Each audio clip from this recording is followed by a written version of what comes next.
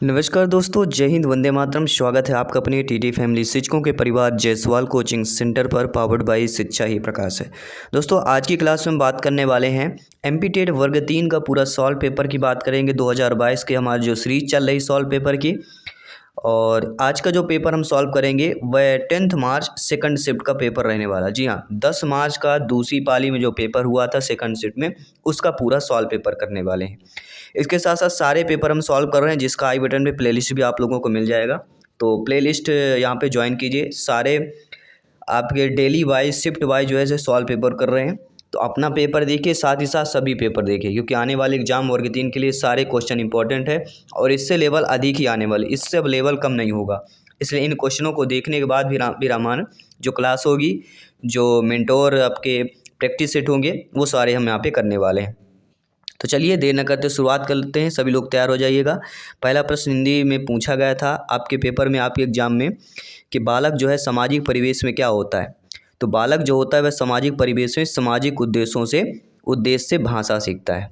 बालक कैसे सीखता है सामाजिक परिवेश में? सामाजिक उद्देश्य से भाषा सीखता है, क्योंकि समाज में रहना उसके जो उद्देश्य होंगे उसी के अकॉर्डिंग जो है बच्चा भाषा सीखता है।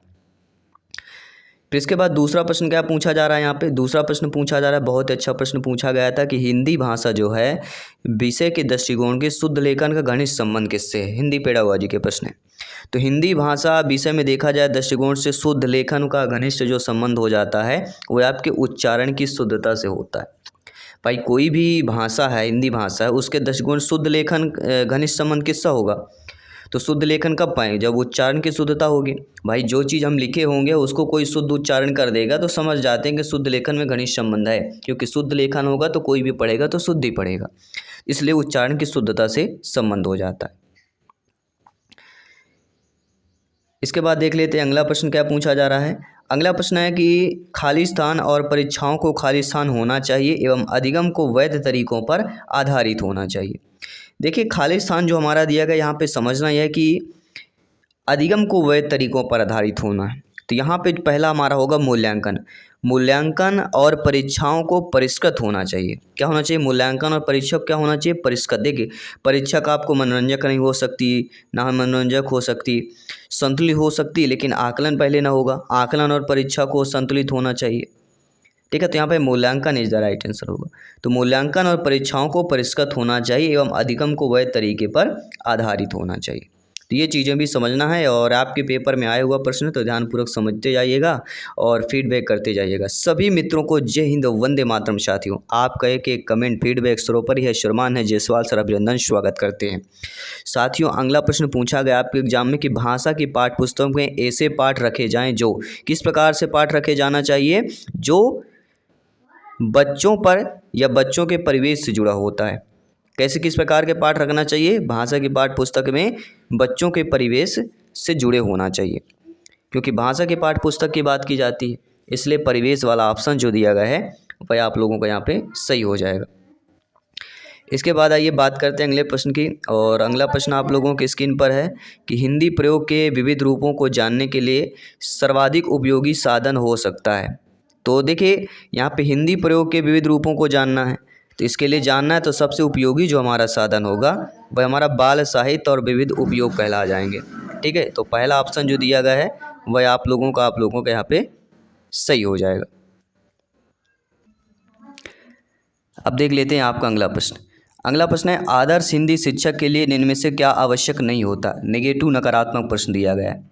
तो आप सभी लोग जानते समझते हैं, ज्ञानी सर्वव्याख्याता लोग हैं। जब भी निगेटिविटी की बात की जाती है तो ऑप्शन को पढ़ना है और आपके शब्दों को भी समझना है। तो हिंदी साहित्य का ज्ञान होना तो ये निगेटिव नहीं हो सकता, शुद्ध उच्चारण करना ये भी निगेटिव नहीं हो सकता, व्याकरण का ज्ञान न होना तो जरूरी है। अगर आदर्श, आपसे एक भावी अध्यापक अध्यापिकाएं शिक्षक बंधु है, अगर आप आदर्श हिंदी शिक्षक बनना चाहते हैं तो आपके लिए जानना व्याकरण का ज्ञान अवश्य है। लेकिन कह रहा क्या आवश्यक नहीं है? तो व्याकरण का ज्ञान ना होना आवश्यक नहीं है, क्योंकि व्याकरण का ज्ञान होना आवश्यक है। तो दोनों निगेटिव, देखिए, ना होना और नहीं, तो दोनों निगेटिव दिया गया। तो इन चीज़ों को कभी कभी क्या लोग नहीं समझ पाते, इन लोगों को भी समझना है। ठीक है, बाकी व्याकरण का ज्ञान होना, शुद्ध उच्चारण, ये सब है। तो व्याकरण का ज्ञान ना होना दिया गया है, इसलिए आपका यह आवश्यक नहीं होगा। अगर यहाँ जैसे वही चीज़ तो दी गई, व्याकरण का ज्ञान होना, तो ये आवश्यक क्या आवश्यक नहीं है ये बताना, क्योंकि व्याकरण का ज्ञान आवश्यक होना है। ठीक है, तो शब्दों का हेर फेर होता है, थोड़ा बहुत समझना है और बहुत जल्दी समझना है, क्योंकि एग्जाम में लिए बहुत इंपॉर्टेंट होता है। अगला, निम्न में से सूक्ष्म शिक्षण तकनीक पद का कौन सा सही नहीं है। अब देखिए यहाँ पे सूक्ष्म शिक्षण तकनीक दी गई, इसमें जो चर्चा सत्र होता है ना, तो सूक्ष्म शिक्षण तकनीक पद जो होता है वह चर्चा सत्र नहीं होता है। बाकी क्या का होगा, आपका पाठ योजना होगा, शिक्षक सत्र होगा, पाठ योजना शिक्षक सत्र दोनों हो जाएंगे, लेकिन आपका जो है सूक्ष्म शिक्षण तकनीक का जो है चर्चा सत्र आपका पद नहीं होगा, या ईएसबी का मानना है। ठीक है, सभी लोग समझ गए। बहुत बहुत धन्यवाद सभी का, लाइक शेयर करते रहिएगा अपने टीटी फैमिली को। आइए बात करेंगे अगले प्रश्न की। दोस्तों, सूक्ष्म अध्यापन नियंत्रित अभ्यास का सूत्र है, जिसमें एक विशिष्ट अध्यापन व्यवहार को आपके नियंत्रित दिशाओं से सीखना संभव है। तो ये कथन जो है इनमें से किसका है। तो आप सभी लोग जानते हैं कथन स्टेटमेंट जब आप पढ़ेंगे तभी आप बता पाएंगे, लेकिन कुछ कनेक्टिविटी होती है। क्या कनेक्टिविटी होती है, आइए जानते हैं। सूक्ष्म अध्यापन नियंत्रित अभ्यास सूत्र। देखिए, जब भी सूक्ष्म अध्यापन नियंत्रण की बात की जाए, इनके सूत्रों की बात की जाए और एक विशिष्ट अध्यापन व्यवहार नियंत्रित दिशा की बात की जाती है, तो एलन और ईव का नाम आता है। व्यवहार बाद आएगा तो वाटसन का नाम जुड़ा रहेगा। तो ये चीज़ें शब्द हैं, इन शब्दों से जो है इन मनोवैज्ञानिकों का नाम जुड़ा होता है।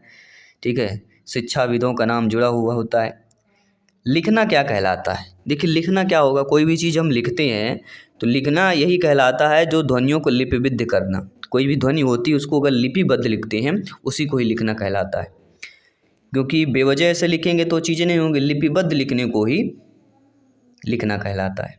कोई भी ध्वनि हो उसको लिपिबद्ध लिखा जाए।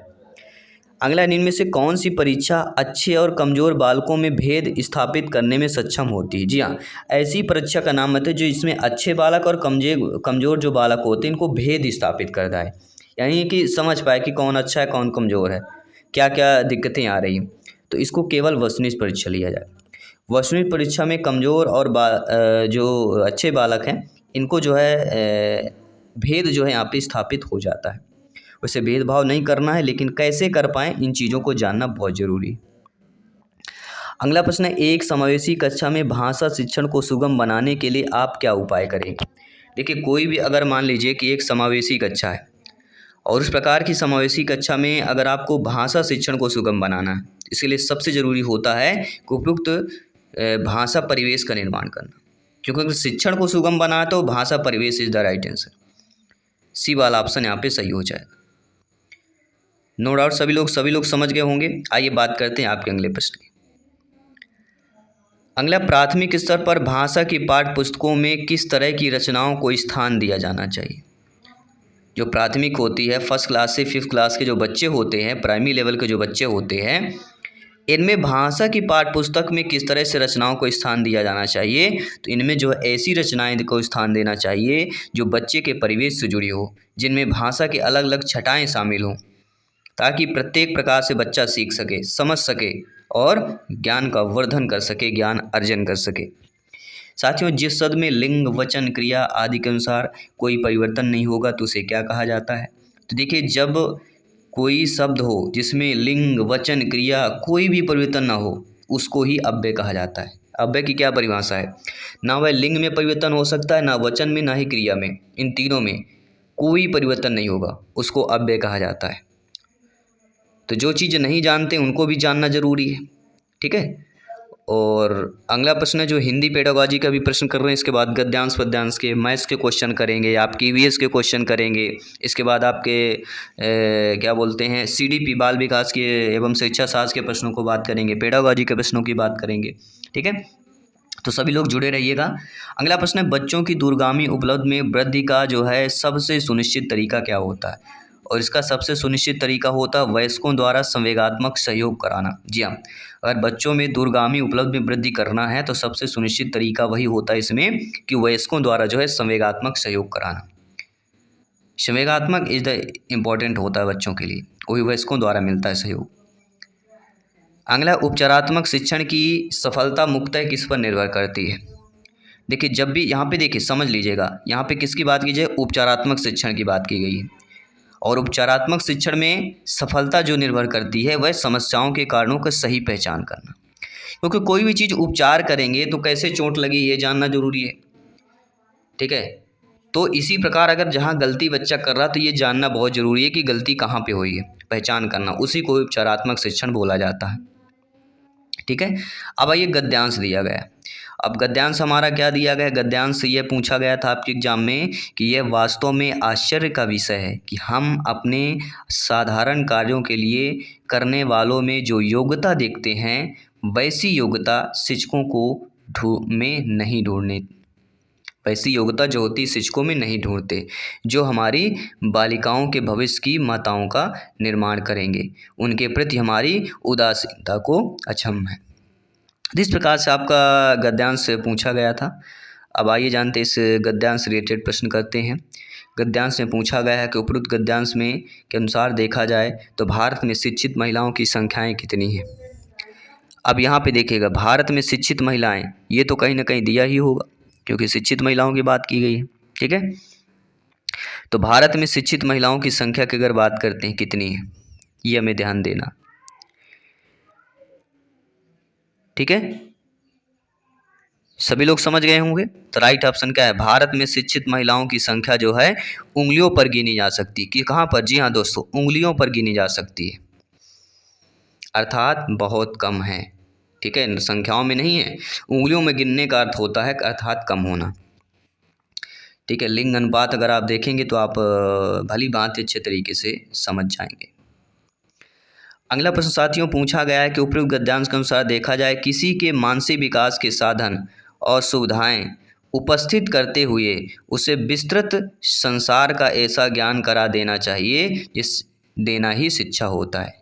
किसी के मानसिक विकास के साधन सुविधाएं उपस्थित करते हुए उसे विस्तृत संसार का ऐसा ज्ञान करा देना ही शिक्षा है। तो किसके अनुसार है ये दोस्तों, आपके जो देश विदेश समाज विशेष होता है, देश विशेष, समाज विशेष और संस्कृत विशेष के अनुसार किसी के मानसिक विकास का साधन और सुविधाएं उपस्थित करते हुए उसे विस्तृत संसार का ऐसा ज्ञान करा देना चाहिए या ज्ञान करा देना ही शिक्षा है। यह देश विशेष, समाज विशेष और संस्कृत विशेष का मानना है। और किसके अकॉर्डिंग, इस गद्यांश के अकॉर्डिंग देखा जाए तो। अगला प्रश्न दोस्तों पूछा जा रहा है कि उपयुक्त गद्यांश के अनुसार आज समाज में सबसे बड़ी कमी क्या है। तो समाज में जो सबसे बड़ी कमी आई है इस गद्यांश के अकॉर्डिंग कि अपने सामाजिक दायित्वों को समझा जाना चाहिए। जो हमारे सामाजिक दायित्व भी होते हैं, हम पर्सनल बातों के साथ साथ जो सामाजिक दायित्व होते हैं उनको भी समझना बहुत ज़रूरी होता है। निम्नलिखित में से किस पद का प्रयोग उपयुक्त गद्यांश में नहीं किया गया है। देखिए, इसमें संस्कृत विशेष आया है, समाज विशेष आया है, देश विशेष, जो हम ऑलरेडी पढ़ भी चुके हैं, लेकिन यहाँ पे पद्धति विशेष शब्द नहीं आया। तो इन चीज़ों को भी समझना जरूरी है, ऑलरेडी हम ऑप्शन में पढ़ भी चुके हैं। इसके बाद बात करेंगे अगले प्रश्न की, कि कौन सा शब्द जो है उपसर्ग का प्रयोग करके बनाया गया है। तो ऐसा शब्द जो उपसर्ग करके बनाया गया हो वह कहलाता निराकरण। क्या हो जाएगा, निराकरण में जो है आपके उपसर्ग का प्रयोग करके शब्द को बनाया गया है। इसके बाद जो अगला जो प्रश्न दिया गया है कि इनमें से अनभिज्ञ का अर्थ क्या होता है। तो अनभिज्ञ का अर्थ क्या होता है, जो किसी बात को ना जानता हो उसी को ही अनभिज्ञ कहते हैं। यानी एक वाक्यों वाला भी प्रश्न पूछा गया है, जिसमें एक वाक्य में उत्तर देते हैं, ये भी प्रश्न पूछा गया है। अगला प्रश्न पूछा गया इनमें से कौन सा शब्द जो है वृद्धि का एक हिस्सा का उदाहरण है। वृद्धि का एक यहाँ पे देखिए कटिंग अच्छा दे दिया गया है। तो वृद्धि संधि का उदाहरण बताना है। जी हाँ, आपके वृद्धि संधि का उदाहरण बताइए। चलिए, तो वृद्धि संधि का उदाहरण क्या होगा, सभी लोग बताइए। सदा धनेव सदैव वृद्धि स्वर संधि हो जाएगा। विद्या धन आलय दीर्घ स्वर संधि हो जाएगा। तो संधियाँ भी पूछी गई हैं लगभग, संधि, समास, अव्यय, परिचय, प्रत्यय, उपसर्ग, वाक्यों का और आपके काव्य भी पूछे गए हैं। ठीक है, तो इन चीज़ें हैं जो हर गद्यांश पद्यांश में आई हुई हैं। केवल गद्यांश पद्यांश अलग हुआ है तो शब्द भी अलग हुए हैं, मतलब अलग शब्दों में हर प्रकार से पूछा गया है। तो संकीर्ण और विस्तीर्ण शब्द एक दूसरे से क्या होते हैं। इसमें संकीर्ण और विस्तीर्ण शब्द आया हुआ है आपके गद्यांश में। तो एक दूसरे के क्या है, एक दूसरे के विलोम शब्द है। संकीर्ण मतलब होता है सकरी पुलिया। कहीं आप देखते होंगे रास्ते में लिखा होता है ना संकीर्ण पुल, तो मतलब होता है सकरी पुलिया। और विस्तीर्ण का मतलब होता है कि बड़ी पुलिया, हिंदी में लिखा हुआ होता है। ठीक है, अब आए आपके काव्यांश। काव्यांश दिया गया है, मुझे गर्व है किंतु राखी है सूनी, वह होता खुशी तो क्या होती न दूनी, हम मंगल मनावे वह लापता है धूनी, है घायल हृदय दर्द उठता है खूनी, है आती याद चित्तौड़गढ़ की, धधकती है दिल में वह जौहर की ज्वाला, माँ है माता बहन रो के उसको बुझाती। कहो भाई तुमको भी है कुछ कसाला, है तो बड़े हाथ राखी पड़ी है, रेशम सी कोमल नहीं यह कड़ी है, अजी देखो लोहे की यह हथकड़ी है। इसी प्रण को लेकर बहन यह खड़ी है, आते हो भाई पुनः पूछती हूँ कि माता के बंधन की है लाज तुमको, तो बंदी बनो देखो बंधन है कैसा, चुनौती यह राखी की है आज तुमको। तो राखी से संबंधित ये आपका काव्यांश है। और सबसे पहला जो आपके ध्यान करिए रचयिता पूछा जा रहा, आपने आवाज़ उठाई थी जो हम एनालिसिस कर रहे थे पेपर को डेली वाइज, उसमें ये भी लोग बता रहे थे जो भी आपके एग्जामिनर थे जो एग्ज़ाम दे के आ रहे थे कि कोई भी कविता दी जाती है उसके रचयिता पूछ लिया जाता है, जो काफ़ी टफ होता है। अगर आपने नहीं पढ़ा या पढ़ाया है तो दिक्कतें होती हैं। तो सुभद्रा कुमारी चौहान जी की पंक्ति हैं और इनके रचयिता हैं। और इसके बाद अगला जो प्रश्न इसी से रिलेटेड ही पूछा गया है कि इनमें से किस शब्द का प्रयोग जो है उपयुक्त गद्यांश पंक्तियों में नहीं किया गया है। इसमें चुनौती शब्द आया है, कसाला है, मंगल आया, लेकिन लज्जा शब्द इसमें प्रयोग नहीं किया गया क्योंकि हमने पढ़ा भी है पूरा। ठीक है, चलिए इसके बाद आते हैं अगले प्रश्न की बात करते हैं। अगला प्रश्न है उपयुक्त पंक्तियों के अनुसार कसाला का अर्थ क्या होता है। जो कसाला का प्रयोग आया है इस पर काव्यांश पर, कविता पर, तो कसाला का अर्थ होता है कष्ट। क्या होगा, कसाला। तो कसाला का मतलब होता है कष्ट होना। ठीक है, तो आई होप सभी लोग समझ गए होंगे। चलिए आइए बात करेंगे अगले प्रश्न की। अगला प्रश्न है उपयुक्त पद्यांश में देखना है कि रेशमी सी कोमल नहीं है कड़ी। क्या दिया गया है, रेशमी सी कोमल नहीं है कड़ी, अजी देखो लोहे की ये हथकड़ी। इनमें से संदर्भ की बात कर रहे हैं। तो लोहे की हथकड़ी का मतलब है भाई बहन के मजबूत रिश्ते के बंधन के संदर्भ पूछा गया था। इसके बाद हिंदी में काव्यांश से अगला प्रश्न पूछा गया था कि उपयुक्त पंक्तियों में एक बहन किस अवसर पर अपने भाई को याद कर रही है। तो एक बहन जो थी अपने राखी के अवसर पर अपने भाई को याद करती है, क्योंकि इस काव्यांश के अकॉर्डिंग देखा जाए तो जो चीज़ें प्रश्न बनते हैं वही आपको आंसर देना है। और निम्नलिखित में से माता पिता किस में होते हैं। तो माता पिता दोनों पद प्रधान है, समास भी पूछा गया है। हर डेली पेपर में आपके समास संधि दो चीज़ आई हुई है। तो माता पिता मतलब दोनों शब्द जहाँ पे प्रधान होते हैं द्वंद्व समास होता है, जहाँ पे संख्यावाचक होता है द्विगु समास होता है। तो ये तो नॉर्मल सी चीज़ें, ये तो छोटा बच्चा भी होगा जान लेगा। तो आप लोग खैर तो बच्चों को पढ़ाने वाले शिक्षक हैं, अध्यापक अध्यापिकाएँ हैं। जायसवाल सर आप सभी का अभिनंदन स्वागत करते हैं। अगला है मुहावरा जो है आकाश पताल एक करना। कहते हैं ना मैं इसके लिए आकाश पताल एक कर दूंगा, मतलब अत्यधिक प्रयत्न और परिश्रम करना। B option is the right है।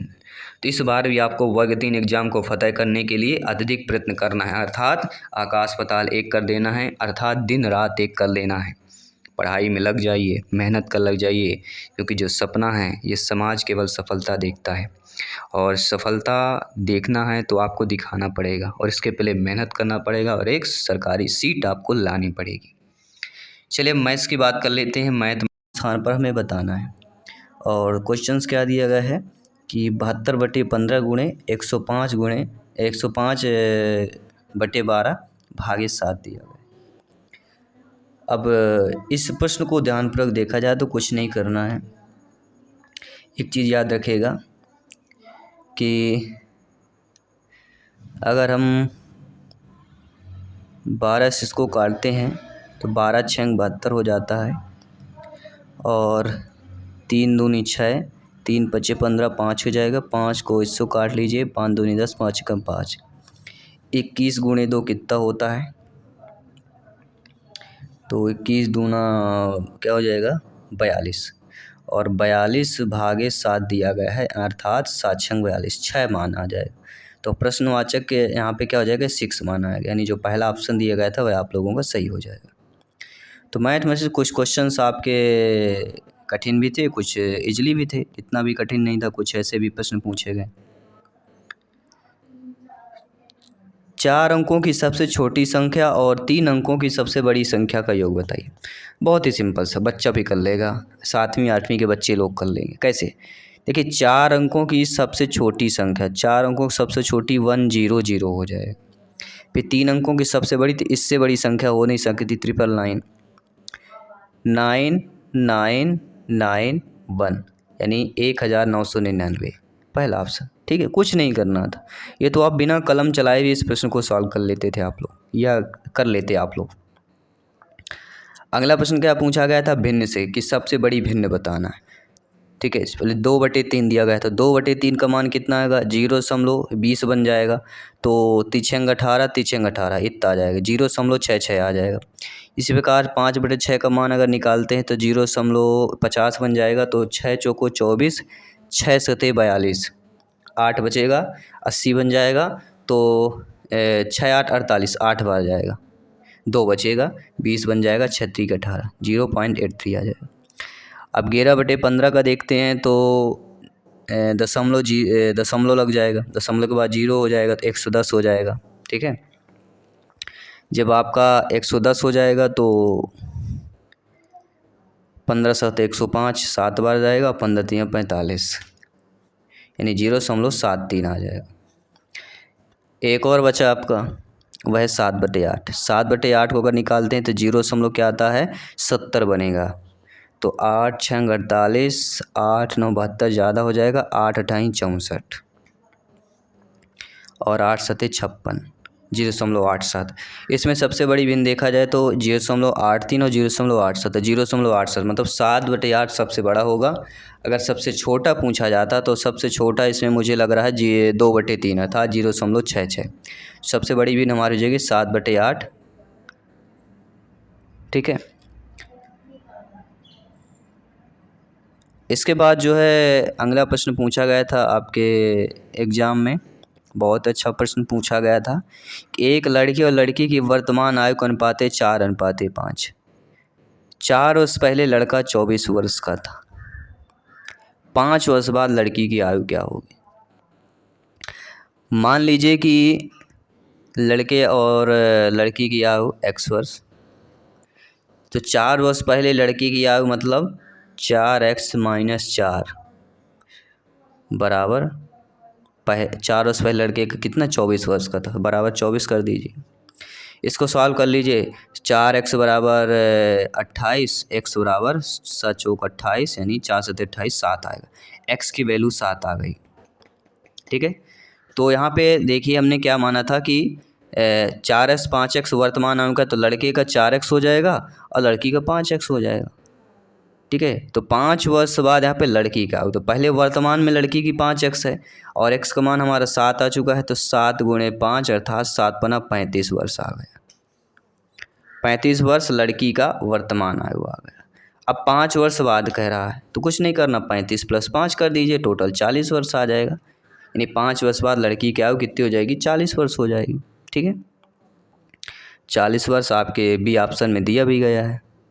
ठीक है, इसके बाद अगला प्रश्न पूछा गया कि 100 रुपये को मोनू और सोनू के बीच 2:3 के अनुपात में बांटा गया। 100 रुपये को तो कुछ नहीं करना, 100 रुपये को बांटा गया तो 2x + 3x = 100 कर लीजिए, 5x = 100 कर लीजिए। तो x का मान क्या आ जाएगा 100/5 अर्थात x का मान 20 आ जाएगा। अब कह रहा है मोनू और दोनों का हिस्सा, तो 20 आ गया।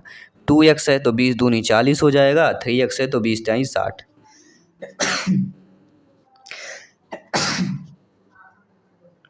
तो यहाँ पे 40 60 देखिए किस में दिया गया, डी ऑप्शन में दिया गया, तो आप लोगों का सही हो जाए। देखिए तो उतना ज़्यादा टफ कोई क्वेश्चन अभी तक तो मुझे नहीं लगा है। चलिए बात करेंगे अगले प्रश्न की कि एक इलेक्ट्रॉनिक दुकान में 220 पीले बल्ब हैं और 320 लाल बल्ब हैं। तो लाल और पीले, तो लाल बल्ब पहले कितने 320 है अनुपात पीले 220 है। इनका अनुपात निकालना, 0 से 0 काट लीजिए, 32/11 तो 2 से काटेंगे 16 आ जाएगा, 2 से काटेंगे 11 आ जाएगा, 16/11 यानी 16:11। तो किस में दिया गया है? तो सी ऑप्शन आपका सही हो जाए।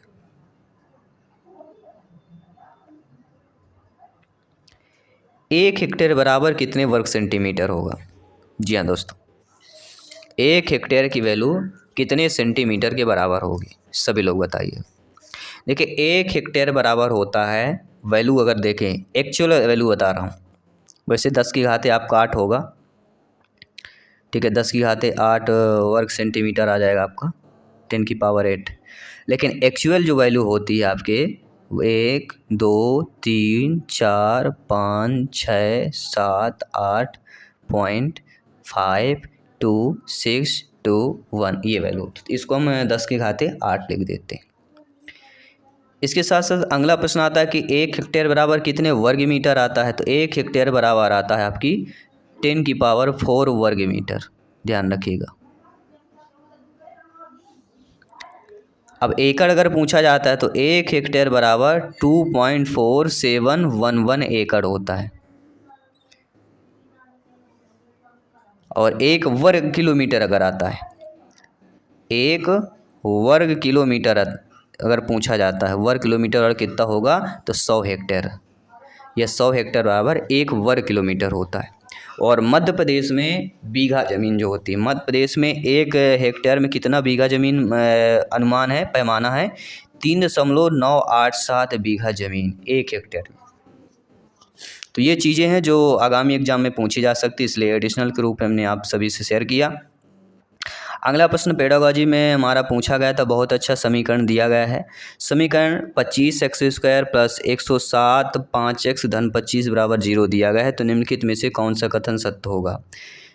कथन यह कि समीकरण के काल्पनिक मूल हैं, मूल एक दूसरे के पारस्परिक है, या मूलों का योग मूलों के गुणनफल के वर्ग से कम है। अब मूलों का योग हमें मूल निकालना पड़ेगा। मूलों के लिए निकालने के लिए फार्मूला आप सभी लोग जानते हैं, गुणनखंड निकालना, ठीक है। तो यहाँ पे जो अगर हम सही देखें, हमारा सही है कि समीकरण के मूल काल्पनिक होंगे और एक दूसरे के पारस्परिक होंगे, ये दो हमारे सही होंगे, यानी कि जो सी ऑप्शन दिया गया है वह आप लोगों का सही हो जाएगा। इसके बाद अगला प्रश्न पूछा गया है कि 8 × 4 धन 4 × 4 बटे 8 धन 4 बराबर वैल्यू क्या आएगी? कुछ नहीं करना है, यहाँ से 4 कॉमन कर लीजिए, 8 धन 4 आ जाएगा बटे 8 धन 4, 8 धन 4 कट गया, 4 आपका मान प्राप्त हो गया। बहुत इजीली क्वेश्चन पूछा गया। अगला क्वेश्चन है, रूट के अंदर दिया गया 84 86 का वर्गमूल निकालना। तो 84 86 का वर्गमूल क्या होता है? 92। 92 × 92 = 92। तो 92 देखिए पहले ऑप्शन में दिया गया है, जो आप लोगों को सही हो जाए। इसके बाद प्रश्न बहुत अच्छा पूछा गया कि एक ऐसा कोण ज्ञात कीजिए स्वयं का संपूरक हो। जी हाँ, क्या ऐसा कोण हो सकता है? बिल्कुल, क्यों नहीं हो सकता है। स्वयं का संपूरक, मान लीजिए कोण ए और कोण बी की वैल्यू, दो संपूरक कोण है और इन दोनों कोणों की वैल्यू 180 है। स्वयं में संपूरक है, अर्थात कोण ए प्लस कोण ए बराबर 180 अंश।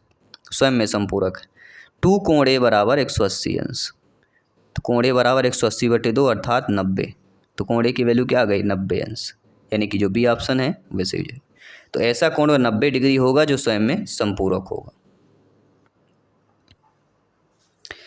अगला प्रश्न है कि 2187 को 3 की घात के रूप में व्यक्त करना है।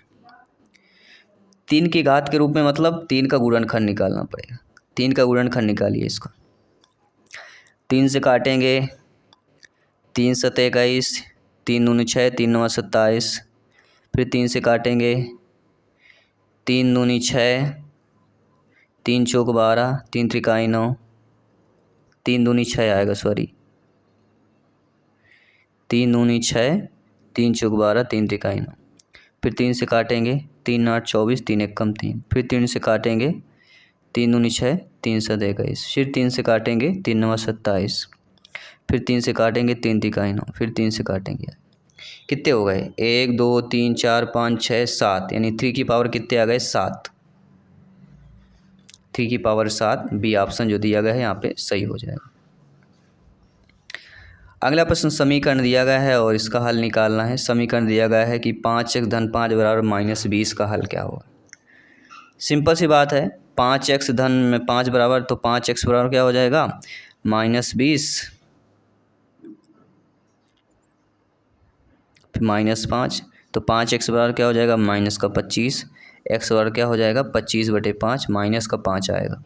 देखिए -5 किस में दिया गया है, सी ऑप्शन में दिया गया है, तो सी ऑप्शन वाला सही हो जाएगा। बहुत ही साधारण से प्रश्न पूछे गए। अगला दिया गया p² -6 4p की पावर 3 + p एक बहुपद है, किस प्रकार का एक बहुपद कहला जाएगा। तो यहाँ पे देखिएगा p की पावर यहाँ पे क्या है 3 है, ठीक है। तो यहाँ पे क्या है द्विघात बहुपद कब होता है, जब p की कोई भी यहाँ पे द्विघात बहुपद उसे बोलेंगे जैसे लिखा है 2x² + x + 1, ये द्विघात ही है। जितनी घात अधिकतम होगी वह उसका होता है। तो यहाँ पे 3 घात है तो घनी बहुपद हो जाएगा, ठीक है। इसके बाद अगला प्रश्न जो पूछा गया था कि अबेकस दूसरी कक्षा के छात्र की मदद नहीं करता है। अबेकस जो होता है वह गिनती में सिद्धि प्राप्त करने के लिए मदद करेगा, लेकिन दोस्तों वह शब्दों में दी गई संख्याओं को समतुल्य अंक लिखने में आपको मदद नहीं करता है, जो गिनती में अबेकस होता है। बाकी स्थानीय मान के महत्व को समझाने में आपको मदद करेगा, त्रुटियों के बिना संख्याओं को पढ़ने में मदद कर देगा, ठीक है। गिनती को सिद्धि प्राप्त करने में यानी गिनती गिनने में हो जाएगा। अधिकतर गिनतारा को गिनती में ज़्यादातर प्रयोग किया जाता है, लेकिन संख्याओं को समतुल्य अंक लिखने में प्रयोग नहीं किया जाता। अगला प्रश्न है गतिविधियों को किसके द्वारा जो है दिशा प्रदान की जाती है। तो गतिविधियों को जो है ऑब्जेक्टिव मतलब उद्देश्य, गतिविधियों को उद्देश्य द्वारा दिशा प्रदान की जाती है, जो उद्देश्य दिए जाते हैं या उद्देश्य होते हैं। अगला प्रश्न विद्यार्थियों में उत्तरदायित्व के विकास के लिए कौन अधिक आवश्यक होता है। तो आप सभी लोग जानते हैं बालक बालिकाओं में अगर उत्तरदायित्व को विकास करना है उसके लिए सबसे अधिक आवश्यक होता है स्वयं अध्ययन, सेल्फ स्टडी इम्पोर्टेंट। आपने सुना हुआ कोई भी IAS IPS बनना सेल्फ स्टडी करके बन गया, तो ये बहुत जो कोई सेल्फ स्टडी से बनता है ना उसके अंदर आग लगी होती है। आग सबके अंदर होती है लेकिन ज्वाला में अंतर होता है। जलता तो सब है लेकिन ज्वाला का जो ज्वलित जो होता है वो बहुत इम्पोर्टेंट। किसके अंदर जितनी अंदर खाई है, कितना गहरा चोट लगा है, उस चोट को उभारने के लिए उस दवा का जो प्रयोग होता है वह स्टडी है, सेल्फ स्टडी, सेल्फ मोटिवेशन सबसे बड़ा स्टडी है। जिसने पढ़ लिया उसने दुनिया को जीत लिया, समझ लीजिए। अगला है शिक्षक के रूप में सफल होने की संभावना अधिक होती है, क्यों। अगर शिक्षक के रूप में आप सफल क्यों होते हैं, इसका रीज़न क्या है। इसलिए होती है यदि शिक्षक के रूप में सफल होने की संभावना अधिक होती है यदि क्या होना चाहिए, यदि वह अपनी शिक्षण सामग्री को व्यवस्थित रूप से व्यवस्थित कर सकता है और उसे प्रभावी ढंग से संप्रेषित कर सकता है, तब जो है शिक्षक के रूप में सफल होने की संभावना अधिक होती है, ठीक है। इसके बाद अगला जो प्रश्न बहुत अच्छा प्रश्न पूछा गया था कि निःशक्त जनों के कार्य आदतों में सुधार लाने के लिए क्या किया जाना चाहिए। जो निःशक्त जन होते हैं, जो कुछ कर नहीं सकते हैं, उनके कार्य के आदत में सुधार लाना है। तो उसके लिए आपको क्या करना है, लापरवाह व्यवहार को दंडित किया जाना चाहिए। जो बैठे रहते हैं, काम काज नहीं करते हैं, जो बच्चे हैं जो होमवर्क नहीं करते हैं। कौन सी शिक्षण तकनीक प्राथमिक स्तर के लिए उपयुक्त नहीं होती है। देखिए प्राथमिक स्तर के लिए व्याख्या एक्सप्लेनेशन करिए, ड्रिल करिए, आपके पूछताछ कीजिए, क्वेश्चनिंग कीजिए, लेकिन आपको जो है संगोष्ठी नहीं करना। सिंपोजियम ये ऐसी संगोष्ठी शिक्षण तकनीक है जो प्राथमिक के लिए नहीं होती, क्योंकि उतनी समझ बच्चों में नहीं हो पाती जो विचार गोष्ठी कर सके, संगोष्ठी कर सके। परिकल्पना से आप क्या समझते हैं। परिकल्पना, जी हाँ दोस्तों, pupils attempt to answer a questions or solve a problem. What do you understand by hypothesis? तो हाइपोथेसिस क्या होता है। हाइपोथेसिस यानी परिकल्पना, किसी प्रश्न का उत्तर देने, किसी समस्या को हल करने के लोगों को प्रयास को ही हाइपोथेसिस बोला जाता है, अर्थात परिकल्पना बोला जाता है। अगला प्रश्न बहुत अच्छा प्रश्न, जी हाँ, 468 168 के योग में से 72 और 172 घटाया जाए तो संख्या प्राप्त हो। कुछ नहीं करना भैया, इसमें 468 को 168 का योग कर दीजिए, -72 -172 कर दीजिए, आपका आंसर आ जाएगा 392। बस इतना कर देना है। इतना तो आप लोग कर लेंगे कि नहीं कर लेंगे। 636 - 244 अर्थात 392 इतना आएगा। अगला प्रश्न देखिए। अगला प्रश्न साथियों की ओपन एंडेड समस्या की पहचान करना है। जी हाँ,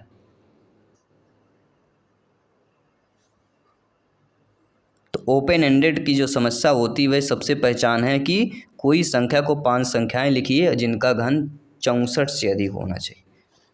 घन समझिएगा, घन समझ गए ना। घन मतलब किसी संख्या को 3 बार गुणा करके जो प्राप्त होती संख्या।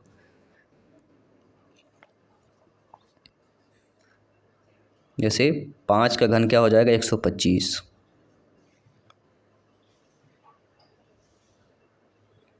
इसके बाद अगला जो प्रश्न दिया गया है कि निम्नलिखित में से कौन मूल्यांकन की प्रक्रिया का अंतिम चरण होता है। देखिए, व्याख्या कोई अंतिम चरण नहीं होती, उद्देश्य की परिभाषा न है सामान्यीकरण, प्रतिपुष्टि, फीडबैक कब लेते हैं, बाद में ही लिया जाता है ना, पढ़ाने के बाद। तो मूल्यांकन की प्रक्रिया की अंतिम प्रक्रिया या अंतिम चरण फीडबैक अर्थात प्रतिपुष्टि ही होता है। अगला, गणित शिक्षण से उद्देश्य की 2 श्रेणियां कौन सी होती हैं। तो गणित शिक्षण के उद्देश्यों में देखा जाए जो हमारी श्रेणियां होती हैं वह शैक्षिक और शिक्षण, एजुकेशनल और टीचिंग दोनों होती हैं। अगला प्रश्न, निम्न में से कौन सा सत्य होगा। 25 की पावर 12 सम है, 14 की पावर 7 सम है। देखिए, 14 की पावर 7 ही सम है।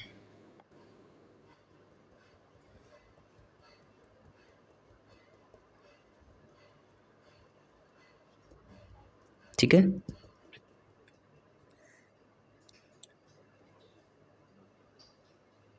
चलिए अगला प्रश्न देख लिए। 2-3 प्रश्न मैथ्स के और बचे हुए हैं कि निम्नलिखित में से कौन सा अभ्यास प्राथमिक स्तर पर शिक्षार्थियों को ज्यामिति को समझने में सहायता करता है।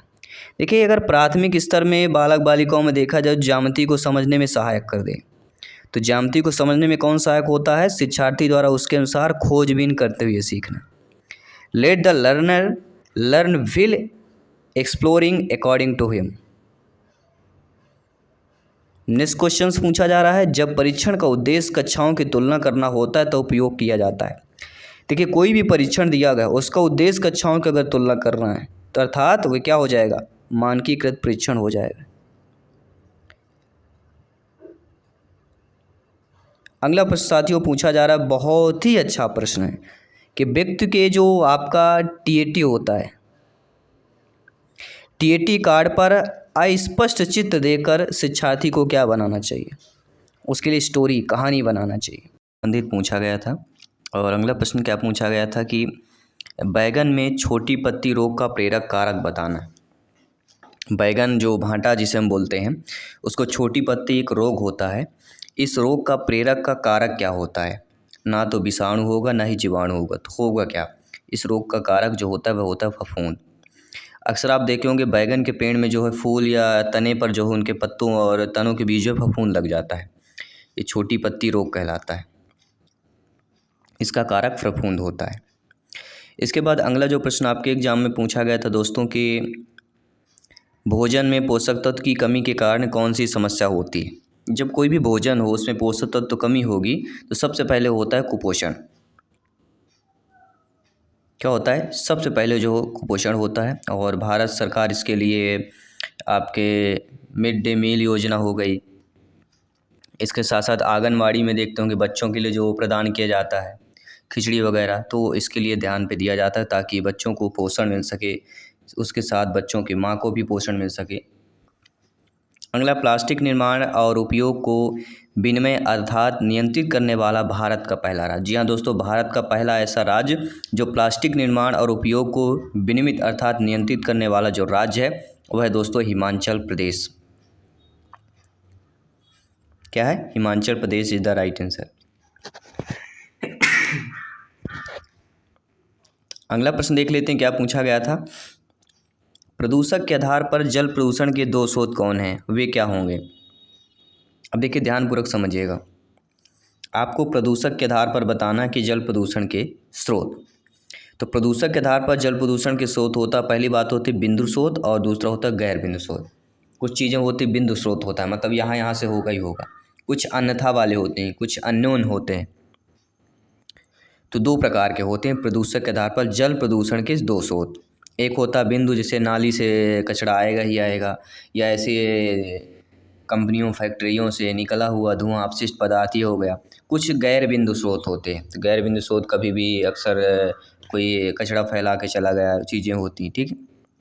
तो गैर बिंदु स्रोत हो गए और कुछ रेगुलर चीज़ें भी हो गई। अगला, अधिकांश भारतीय प्रायद्वीपीय कोपेन की प्रणाली के अनुसार समूहीकृत किया जाएगा। देखिए, अधिकांश जो भारतीय हैं प्रायद्वीपीय कोपेन के प्रणाली के अनुसार जो समूहीकृत करेंगे, वह करेंगे आपके अम में। किसमें किया जाएगा? अम में। ESV ने इसको सही माना है, अम। न आपका अफ को माना गया है, ना ही BSH को, ना ही BSB को। किसको माना गया है? अम, अर्थात AM को माना गया है। कोई भी डाउट हो बेफिक्र आप लोग कमेंट कर सकते हैं, फीडबैक कर सकते हैं। जायसवाल सर आप सभी का अभिनंदन, स्वागत करते हैं। आइए जानते हैं अगला प्रश्न आपके पर्यावरण अध्ययन में क्या पूछा गया था। दोस्तों, घास के मैदान जो पश्चिमी घाट, नीलगिरी और अन्नामलाई पर्वतमाला पर 16 वनों के साथ साथ पहाड़ियों पर पैंच से मिलकर बने हैं, क्या कहलाते हैं? इनको दोस्तों 16 घास के मैदान बोला जाता है। क्या है? अब देखिए, पहले आंसर दिया, घास के मैदान जो पश्चिमी घाट, नीलगिरी, अन्नामलाई पर्वतमाला 16 वनों के साथ साथ पहाड़ियों पर पैच में मिलकर बने होते हैं। तो 16 वन साथ साथ दे दिया गया तो कन्फ्यूजन दे दिया गया, तो ये 16 घास का मैदान ही कहला जाएगा। घास का मैदान पहले दिया गया, फिर बाद में 16 वन। तो प्रश्न पर उत्तर दिया गया था, केवल हमें खोजना था, समझना और था, और फीडबैक करना था। और ये जानना है कि आपको कैसे समझना जाता है प्रश्न को, कैसे उत्तर को करना है। तो आने वाली क्लासेज में आप सभी लोग TT फैमिली से जुड़े रहिए। अगला प्रश्न है, निम्न में से किसने परिवार के कार्यों को आवश्यक और गैर आवश्यक में वर्गीकृत कर दिया? जी हाँ, ऐसे फैमिली का नाम बताना जिसने कार्यों को आवश्यक और गैर आवश्यक में वर्गीकृत कर दिया हो। देखिए, आवश्यक गैर आवश्यक में होता है, किसने वर्गीकृत किया? मैकाइवर ने वर्गीकृत किया, ध्यान रखिएगा। अगला प्रश्न है, कैंसर रोधी गुणों वाला विटामिन कौन सा होता है? तो कैंसर रोधी गुणों वाला विटामिन कहलाता है विटामिन B से। B17 is the right answer. इसके बाद देखते हैं अगला प्रश्न। दूध से दही बनने की प्रक्रिया जानी जाती है, तो बहुत ही सिंपल सा बात है। दूध से दही बनने की प्रक्रिया को ही फर्मेंटेशन बोला जाता है या खमीरीकरण बोला जाता है। ये तो सभी लोग जानते समझते ही होंगे। निम्नलिखित में से कौन सा तरीका कच्चे मांस को डिफ्रॉस्ट करने का सुरक्षित तरीका नहीं है? देखिए, जो कच्चा मांस होता है उसको डिफ्रॉस्ट करने का जो सुरक्षित तरीका वो फ्रिज में रख सकते हैं, काउंटर में नहीं रख सकते। काउंटर में रखेंगे तो ख़राब हो जाएगा। फ्रिज में रखेंगे, के माइक्रोवेव में रख सकते हैं, लेकिन काउंटर में रखने से फिर ख़राब हो जाएगा, सेफ़ नहीं रह पाएगा। इसरो द्वारा विकसित पहला स्वदेशी मानव मिशन कौन सा है? जी हाँ, इसरो द्वारा जो है जो आपका विकसित है पहला स्वदेशी मानव मिशन, वह आपका गगनयान, याद रखिएगा। यही आपके अंतरिक्ष वाले प्रश्न जो ज़्यादातर पूछे गए थे। अगला प्रश्न है, निम्नलिखित में से किस सप्ताह को विश्व अंतरिक्ष सप्ताह के रूप में जाना जाता है? तो सभी लोग जानते हैं 4 अक्टूबर से 10 अक्टूबर। जी हाँ, 4 से लेके 10 अक्टूबर तक जो है इसे क्या किस नाम से जाना जाता है? विश्व अंतरिक्ष सप्ताह के नाम से जाना जाता है। अगला प्रश्न है, निम्नलिखित में से कौन से चंद्रमा जो है पूर्णिमा के चांद के प्रकार हैं? तो वो चंद्रमा जो पूर्णिमा के चांद के प्रकार हैं, पहला आपका super moon, blood moon, blue moon और हार्वेस्ट मून। ये जो चारों नाम दिए गए हैं, ये पूर्णिमा के चांद, जो चंद्रमा के जो पूर्णिमा होती है उनके चांद के प्रकार हैं। इसे सुपर मून भी बोलते हैं, ब्लड मून, ब्लू मून और हार्वेस्ट मून, आपने नाम भी सुना होगा। स्टेटस भी आप सभी लोग लगाते होंगे, ठीक है। वही चीज़ें आपकी पूछी जाती हैं। कुछ चीज़ें होती दैनिक में हम यूज करते हैं, दैनिक रोज़ाना कार्यों में, डेली यूजेज, कुछ ऐसे प्रोडक्ट होते हैं, शब्द होते हैं, मैसेज होते हैं। अगला, संयुक्त राज्य अमेरिका ने अपना पहला उपग्रह किस वर्ष लॉन्च किया। अब देखिए भारत से नहीं है, इंटरनेशनल लेवल पूछा गया कि संयुक्त राज्य जो अमेरिका है उसने अपना पहला उपग्रह किस वर्ष लॉन्च किया था। ये काफ़ी टफ है, ये MPPSC यूपीपीएससी वाला प्रश्न, यूपीएससी वाला प्रश्न, ध्यान रखिए। तो पहला उपग्रह किस वर्ष लॉन्च किया गया था, तो 1958। ये हाई लेवल का प्रश्न हम कह सकते हैं। अगला प्रश्न देखिए, निम्नलिखित में से कौन सी मिट्टी ज्वालामुखी सामग्री के अपक्षय से बनती है। ये नॉर्मल प्रश्न है। ऐसी मिट्टी का नाम बताना जो ज्वालामुखी सामग्री के अपक्षय से बनती हो। उस मिट्टी को क्या कहा जाता है, उस मिट्टी को एंडीसोल्स क्या कहा जाता है, एंडीसोल्स कहा जाता है। एंडीसोल्स ऐसी मिट्टी होती है जो ज्वालामुखी सामग्री के अपक्षय से बनती है। अगला प्रश्न साथियों, निम्नलिखित में से किस मिट्टी में नमक की मात्रा अधिक होती। तो सभी लोग जानते हैं भाई, नमक की मात्रा अधिक हो यानी खारी मिट्टी होगी। ये तो नॉर्मल सा प्रश्न कह सकते हैं, VS पर्यावरण में पूछा गया था। निम्नलिखित में से कौन जो है स्वच्छ जल का संसाधन है। तो सबसे पहले स्वच्छ जल का संसाधन क्या वह नदी है, महासागर है, समुद्र है, पुल है। तो इनमें से सभी में देखा जाए तो समुद्र, महासागर, इसमें खारा पानी मिश्रित रहता है, लेकिन नदी यहाँ पे सभी ऑप्शनों में देखा जाए तो नदी जो है यहाँ पे स्वच्छ जल का संसाधन हो जाएगा अन्य ऑप्शन को देखकर, क्योंकि तालाब और कुआं तो दिया नहीं गया है। निम्नलिखित में कौन सी मानव निर्मित झील नहीं है। देखिए भोजताल की झील, जयसमंद झील, ये दोनों जो है मानव निर्मित झील है। और आपकी हीराकुंड की झील ये भी मानव निर्मित है। लेकिन जो डल झील आपने पढ़ा होगा, जो डल झील है ये मानव निर्मित नहीं है, ठीक है, ये प्राकृतिक है, ध्यान रखिए।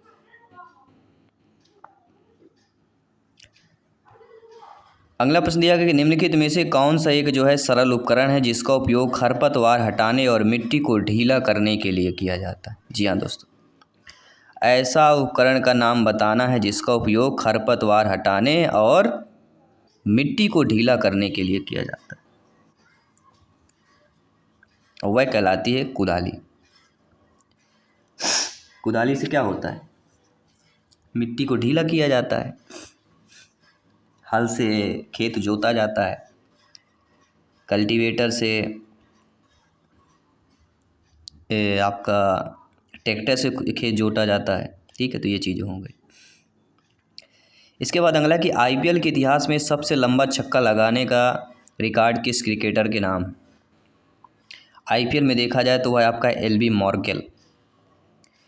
कितने मीटर, लगभग मुझे लगता है कि 115 प्लस है शायद, 115 मीटर यानी 115 मीटर के ऊपर। IPL 2020-21 का चैम्पियन कौन था दोस्तों। तो 20-21 का जो चैम्पियन था वह था मुंबई सिटी FC।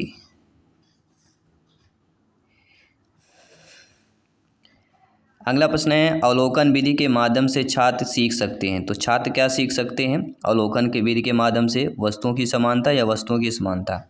अवलोकन करेंगे तो दोनों समानता दोनों सीख सकेंगे। भाई किसी चीज़ को स्टडी करेंगे तो दोनों निगेटिव पॉजिटिव दोनों सीखेंगे। निम्नलिखित में से कौन से अन्वेषण विधि के चरण नहीं है। देखिए अन्वेषण विधि के चरण होते हैं समस्या की पहचान करना, अवलोकन का प्रयोग करना और मूल्यांकन करना। लेकिन प्रशिक्षण करना यह आपके अन्वेषण विधि का चरण नहीं है।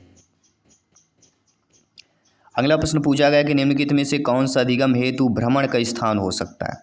तो भ्रमण का स्थान स्कूल के मैदान के चारों ओर घूमना भी हो सकता है और एक संग्रहालय की यात्रा भी, दोनों चीज़ें जो है भ्रमण पर आ जाएंगी। अगला प्रश्न साथियों पूछा गया था, सभी लोग कमेंट लाइक शेयर करते रहिए, फीडबैक करते रहिए, सपोर्ट करते रहिए अपने TT फैमिली शिक्षकों के परिवार। राष्ट्र हित में शिक्षा की बात की जाती है, आपके सपनों के साकार अर्थात अध्यापक अध्यापिकाओं की बात की जाती है, उनके सपने साकार होने की बात की जाती है।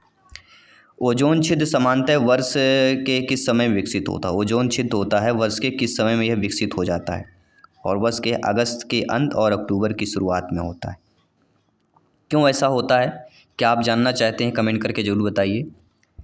ICT इनमें से महत्वपूर्ण भूमिका क्या निभा सकता है। तो ICT जो होता है इनमें जो महत्वपूर्ण भूमिका निभाता है वह दोस्तों व्यक्तिगत अधिगम शिक्षण का भी निभाता है और सामूहिक अधिगम शिक्षण यानी दोनों का निभाता है। जो आपका ICT होता है, ठीक है, ये क्या करता है, व्यक्तिगत अधिगम और शिक्षण, सामूहिक अधिगम शिक्षण, दोनों भूमिका यह निभाता है। अगला प्रश्न साथियों पूछा जा रहा है, बहुत अच्छा प्रश्न है कि निम्नलिखित में से कौन सा जो है कक्षा में चार्ट का उपयोग करने का लाभ नहीं है। तो चार्ट का उपयोग करने का जो लाभ होता है, चार्ट का उपयोग करने से छात्रों को क्या लाभ होगा, ये छात्रों के बीच रुचि पैदा होगी, इंटरेस्ट होता है बच्चों में, ये एक नज़र में विचार या आइडिया स्पष्ट हो सकता है या दे सकते हैं। लेकिन दोस्तों अगर कोई भी हो, चार्ट कक्षा के किसी भी स्थान से हमेशा स्पष्ट रूप से दिखाई सकता है, यह गलत नहीं है, क्योंकि गलत हो सकता है, स्पष्ट रूप से किसी भी स्थान से नहीं दिखा, देखो जो पास होगा उसको अच्छे दिखेगा, हो सकता है दूर हो तो चार्ट ना दिखाई दे, तो ये आपका नहीं होगा, बाकी सारे होंगे। अगला प्रश्न है, ऑल इंडिया रेडियो से पहला समाचार बुलेटिन किस वर्ष प्रसारित हुआ। तो ये 1935 में हुआ था, ये कह सकते हैं, ये भी एक अलग लेवल का प्रश्न है। और मैथ्स और साइंस जो है दोस्तों लिया गया, जो कांस्टेबल के एग्ज़ाम होते, चाहे आपके एमपी कांस्टेबल की बात करें, एसएससी कांस्टेबल की बात करें, एसएससी जीडी की बात करें, रेलवे ग्रुप डी की बात करें, ऐसे प्रश्न जो पूछे गए थे उस लेवल के प्रश्न यहाँ पे लाए गए, ये ध्यान रखिएगा, इस अगली बार की एग्ज़ाम की बात कर रहे हैं। अगला प्रश्न है, निम्नलिखित में से कौन एक प्रतिबंधित प्रतिक्रिया प्रकार का परीक्षा पद नहीं है। देखिए प्रतिबंधित प्रतिक्रिया का प्रकार, ये ध्यान रखिएगा, ये लाइन बहुत महत्वपूर्ण है। प्रतिबंधित प्रतिक्रिया प्रकार परीक्षण, देखिए रेडियो की तुलना में टेलीविज़न के कोई दो फायदे बताना, ये आपके प्रतिबंधित प्रतिक्रिया प्रकार का परीक्षण हो जाएगा। पहले आप पालतू जानवर के प्रति अपनी भावनाओं को 50 शब्द में वर्णन करें, ये भी हो जाएगा। लेकिन प्रयोगशाला में कार्बन डाइऑक्साइड अर्थात CO2 गैस की तैयारी का वर्णन करना, तो CO2 गैस की तैयारी का वर्णन करना, ये अपने आप में जो है प्रतिबिंब प्रतिक्रिया परीक्षण पद नहीं होगा। ग्लोबल वार्मिंग के कारण बताना, ये होगा। तो पॉजिटिव मैसेज हमें देना है, ठीक है, नेगेटिव नहीं देना कि CO2 बनाना है, क्योंकि ऑलरेडी इतनी गर्मी हो रही थी, CO2 नहीं बनाएंगे हम, ठीक है। जिस आकलन का उद्देश्य व्यक्तिगत विविधताओं, ज़रूरतों, उपलब्धों और अधिक ध्यान केंद्रित करना होता है, उनमें किस रूप में जो है जाना जाता है। ये पेडागॉजी का प्रश्न, ध्यान रखिएगा। तो जिस आकलन का उद्देश्य व्यक्तिगत विभिन्नताओं, ज़रूरतों, उपलब्धियों और अधिक ध्यान केंद्रित करना होता है, उनमें किस रूप में जाना जाता है, उन्हें विषय परक आकलन, सब्जेक्टिव असेसमेंट के रूप में जाना जाता है। तो ये तो दोस्तों EVS इन्वायरमेंट यानी पर्यावरण अध्ययन के प्रश्न। अब आइए बात के प्रश्न करेंगे। बाल विकास में प्रश्न पूछा गया था कि अंडाशय के बाहरी भाग को क्या कहा जाता है। जो अंडाशय होता है उसका बाहरी भाग होता है, उसको कार्टेक्स बोला जाता है। क्या बोला जाता है? कार्टेक्स। इसके बाद जो अगला प्रश्न होता है कि आपके विद्यालय में खेल कूद आयोजित किया गया है, तो एक शिक्षक के रूप में आप क्या करेंगे। मान लीजिए आपकी नियुक्त होती है, आप लोग अध्यापक अध्यापिका बनते हैं और आपके विद्यालय में खेल कूद का आयोजन किया गया, तो एक शिक्षक के रूप में आपका क्या दायित्व होगा। तो शिक्षक के रूप में हो कि आप छात्रों को प्रोत्साहित करेंगे और उनके साथ रहेंगे। क्या होगा? You will encourage the students and we with them. प्रोत्साहन करना, इनकरेज करने का मतलब होता है प्रोत्साहित करना। इसके बाद बाल विकास में अगला प्रश्न आप लोगों से पूछा गया था कि रचनात्मक लेखन ऐसी एक्टिविटी होनी चाहिए जिसकी योजना होती है। तो रचनात्मक जो लेखन होता है एक ऐसी एक्टिविटी है, या ऐसी एक्टिविटी होनी चाहिए जिसकी योजना जो है कैसी होना चाहिए। सिर्फ ग्रेड 3 पढ़ाई करने वाले बच्चों के लिए बनाई जाती है, सिर्फ ऐसे बच्चों के लिए बनाई जाती है जो हिज्जे कर सकते हों, आपके सशक्त वाक्य लिख सकते हो, सिर्फ ऐसे बच्चों के लिए बनाई जाती है जो कक्षा में समाचार पत्र लिख सकते हो। ठीक है, रचनात्मक लेखन करना है तो ग्रेड 3 बच्चों को भी बनाना है, और आपके हिज्जे करने वाले भी, और कक्षा के समाचार, तो ये सभी हो जाएंगे। तो ये सभी प्रकार के बच्चों के लिए, ऑल चिल्ड्रन, सभी प्रकार, इन जो ऑप्शंस में दिए गए सभी बच्चों के लिए जो है रचनात्मक लेखन ऐसी एक एक्टिविटी होनी चाहिए जिसकी योजना ये सभी ऑल बच्चों की बात करेंगे, ऑल योजनाओं की बात करेंगे। अगला, स्कूल में कोई अभिभावक आपसे मिलने कभी नहीं आता है तो आप क्या करेंगे। मान लीजिए स्कूल में कोई अभिभावक आपसे मिलने ही नहीं आ रहा है, तब आप क्या करेंगे। तो आप खुद उनसे मिलने जाएंगे। और ये प्रश्न कई बार आप लोगों से मैं पढ़ाया हूँ, बताया हूँ आप लोगों को, ठीक है, रिपीट किया हूँ, और इतने भी आप लोगों ने सही नहीं किया होगा तो फिर अब क्या कह सकते हैं। कथन है, डॉक्टर, माता पिता और स्कूल के अधिकारी जो बच्चे की आँखों की देखभाल करने की आवश्यकता के बारे में अधिक जागरूक हो गए हैं। कारण यह है कि डॉक्टर संभावित यौन संक्रमणों को रोकने के लिए नवजात बच्चों की आँखों का इलाज करते हैं। लेकिन सत्य तो पहला सत्य दिया गया है, परंतु आर जो है एक ही व्याख्या नहीं कर रहा। कैसे नहीं कर रहा? क्योंकि जो डॉक्टर है, माता पिता हैं, स्कूल के अधिक अधिकारी जो है बच्चों की आँखों की देखभाल करने की आवश्यकता के बारे में अधिक अब जागरूक हो गए हैं। तरह तरह के जो है आँखों का आप देखते होंगे स्कूल में आते हैं, तो हर साल ऐसा होता है आँखों के लिए, बच्चों के इलाज के लिए कि गवर्नमेंट स्कूल में आते हैं, चेक करते हैं, तो उनके अकॉर्डिंग जो चश्मा है, जो चीज़ें उनको देते हैं या एवाइवल करवाते हैं। लेकिन डॉक्टर संभावित यौन संक्रमण रोकने के लिए नवजात बच्चों की आँख को इलाज करते हैं, ये कुछ समझ में नहीं आ रहा। तो यहाँ पे वेरीफाइड नहीं हो रहा कि ये कथन जो कारण है वह कथन के लिए सही हो रहा है, लेकिन पहला जो कथन है वह सही दिया गया है, ये चीज़ें तो सही हो रही। अगला प्रश्न है कि मानव विकास को निम्न डोमेन में विभाजित किया गया है। किन किन डोमेन में विभाजित किया गया है? आपके साइकोलॉजिकल, कॉग्निटिव, इमोशनल, फिजिकल अर्थात मनोवैज्ञानिक, संज्ञानात्मक, भावात्मक और शारीरिक, इन सभी में जो है मानव विकास को डोमेन में जो है इन सभी डोमेन में विभाजित किया गया है।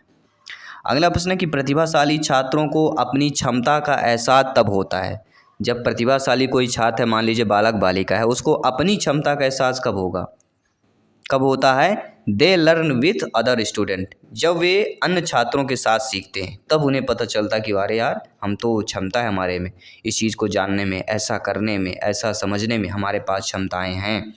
तो they learn with other student, जब अन्य बच्चों के साथ पढ़ते हैं, साथियों के साथ पढ़ते हैं, तब उनकी क्षमता का पता चल जाता है, आकलन कर पाते हैं। अगला प्रेरणा, जो मोटिवेशन होता है, कितने प्रकार के होते हैं? 2 प्रकार के होते हैं। कौन कौन से होते हैं? चलिए बताइए सभी लोग। प्रेरणा मोटिवेशन 2 प्रकार का होता है। कौन कौन से होते हैं? बच्चे जन्म का किन चरणों में विभाजित होता है? बच्चों का जो जन्म होता है वह 3 चरणों में विभाजित होता है। बच्चे का जन्म 3 चरणों में विभाजित होता है। कौन कौन से होता है? आप लोगों को पता, ज़रूर हमें फीडबैक करिए। बाकी जो चर्चाएं हैं क्लास में करेंगे। आने वाली जो क्लासेज हैं, जो हम सिलेबस के अकॉर्डिंग क्लास करेंगे, ये तो प्रीवियस साल पेपर कर रहे हैं, जो बहुत ही ज़रूरी है जानना किस लेवल के प्रश्न पूछे गए थे। अगला प्रश्न है, बच्चे के पालन पोषण की किस शैली में माता पिता बच्चे के निर्णय लेने और दृष्टिकोण के प्रति उदासीन होते हैं? बच्चे के लालन पोषण की किस शैली में, तो किस शैली में ऐसा होता है? वह शैली कहलाती है असंबद्ध शैली होती है।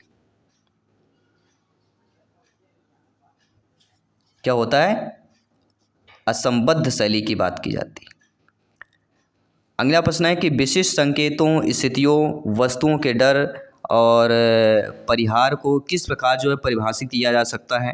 तो जो विशिष्ट संकेत होते हैं, स्थितियां होती हैं, वस्तुओं के डर को, परिहार को अगर परिभाषित करना है तो उसके लिए विशिष्ट भय इंपॉर्टेंट है। जी हाँ, स्पेसिफिक फोबिया की बात की जाती है।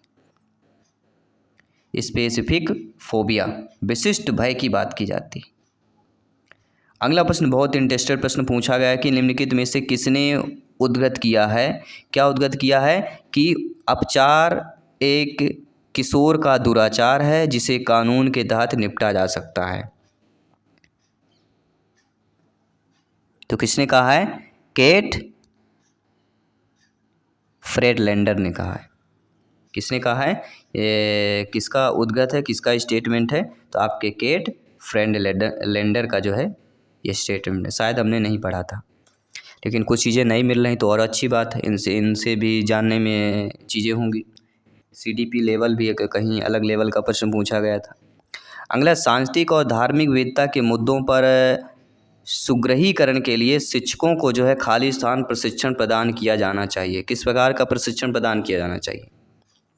सांस्कृतिक और धार्मिक विविधता के मुद्दों को सुग्राही करने के लिए तो शिक्षकों को जो है केवल किस प्रकार के?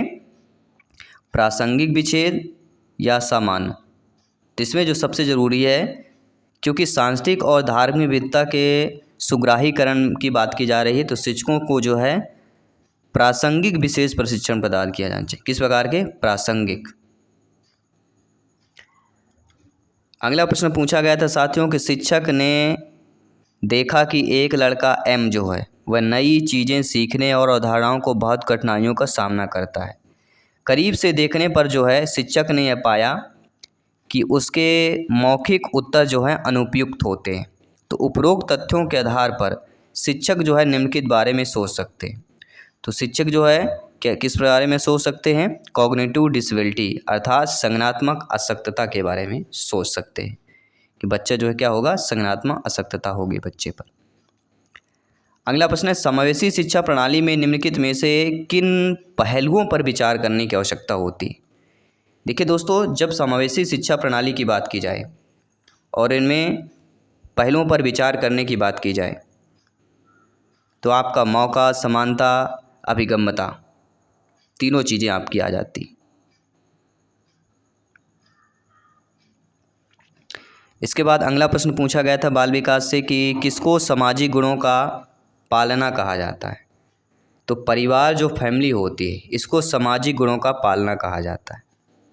जो सामाजिक गुण है भाई, परिवार फैमिली होती है तो पालती है। जो समाज के गुण होते हैं सिखाती कि समाज में ऐसा होता है, ऐसी चीज़ें होनी चाहिए, ऐसी चीज़ें समाज समझता है, समाज इसको गलत समझता है, समाज इसको सही समझता है। तो कहाँ से होता है? फैमिली, परिवार से ही होता है। अगला है, यदि पिता अपने माता पिता का सम्मान करता है, यदि पिता अपने माता पिता का सम्मान करता है तो बच्चा उसका समाज के अन्य जो बुजुर्ग सदस्य होते हैं उनका भी सम्मान करना सीखता है। तो बच्चे इसे समाजीकरण की निम्नलिखित में से किस अवस्था में सीखता है? तो बच्चा जो है प्राथमिक समाजीकरण में, जो प्राइमरी सोशलेशन होता है उसी में बच्चा जो है सीखता है। इसीलिए कहते हैं जो भी गुण अगर बच्चे के ऊपर डालना है तो आप ऊपर से कीजिए। जब आप स्वयं खुद करेंगे तो बच्चा आने वाले समय में वो भी आपसे बेटर करेगा। निम्नलिखित में से किस प्रकार के समाजीकरण में सांस्कृतिक और व्यक्ति के विकास के चरण से संबंधित सामाजिक कौशल विकसित करने पर अधिक ध्यान दिया जाता है? और वह है विकासात्मक समाजीकरण, डेवलपमेंट सोशलाइजेशन की बात की जाती है, समाजीकरण की बात की जाती है। निम्नलिखित में से कौन सा सिद्धांत यह मानता है कि एक समान मानसिक क्षमता है जो अनुवांशिकता द्वारा नियंत्रित होता है? जी हाँ साथियों, एक ऐसा सिद्धांत बताइए जो एक समान मानसिक क्षमता मानता हो जो अनुवांशिकता द्वारा नियंत्रित होता हो, उसे कौन सा कहते हैं? उसे टू फैक्टर थ्योरी कहा जाता है, द्विकारक सिद्धांत। और द्विकारक सिद्धांत के प्रवर्तक कौन है? सभी लोग बताइए। द्विकारक सिद्धांत के प्रवर्तक कौन है? सभी लोग बताइए, ध्यानपूर्वक बताइए। टू फैक्टर थ्योरी की बात करें। अगला प्रश्न साथियों पूछा जा रहा है, बहुत ही अच्छा प्रश्न यहाँ पे पूछा गया था। क्या प्रश्न पूछा गया था कि सूरज अक्सर बीमार रहता है और इसलिए क्योंकि उसका विश्वास बीमारी के साथ सभी स्रोतों से सुरक्षा है।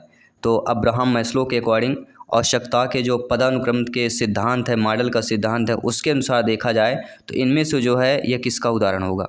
तो जो अब्राहम मैस्लो का पदानुक्रमिक का सिद्धांत है, पदानुक्रमिक मॉडल के अनुसार देखा जाए तो यह जो सिद्धांत हो जाएगा वह सेफ्टी नीड अर्थात सुरक्षा की आवश्यकता का हो जाएगा। आई होप सभी लोग समझ गए होंगे। 10 क्वेश्चंस वनली रह चुके हैं अभी बाल विकास के। अगला प्रश्न, निम्नलिखित में से कौन सा अभिप्रेरणात्मक का चक्र का अंतिम चरण है? तो आप सभी लोग जानते हैं अभिप्रेरणात्मक चक्र का जो अंतिम चरण होता है वह हमारा कहलाता है उद्वेलन की कमी। डी ऑप्शन यहाँ पे ESB ने सही माना है।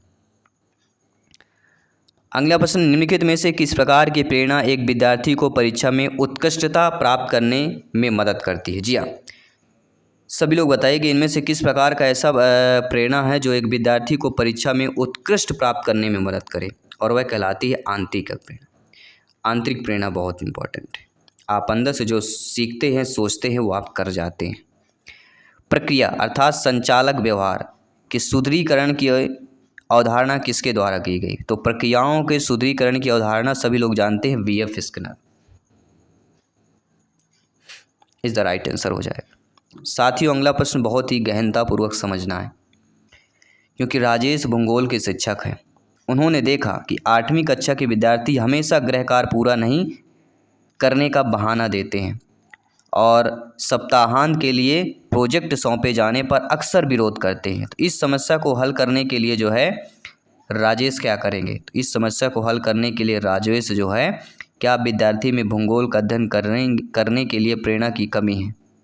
ये चीज़ें बहुत हो जाएंगी इंपॉर्टेंट। यही तो पूछा जा रहा है क्या होगा, कौन सा ऑप्शन होगा?